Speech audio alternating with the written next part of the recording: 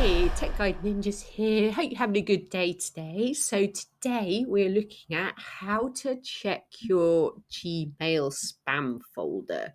So if you're looking for an important email that was meant to come through and it's not in your main folders, it's a good idea to have a check of your spam folder, as sometimes emails do get flagged by Gmail as spam.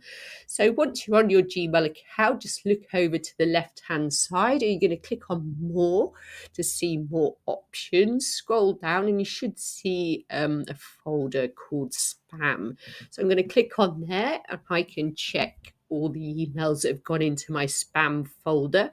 If they are all spam, I can highlight them all and delete forever.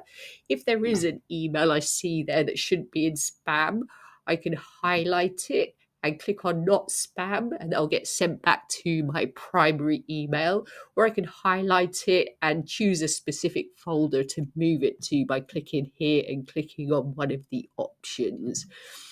So that's it for today. I hope that was helpful. Please like the video and subscribe to the channel, and I will see you soon.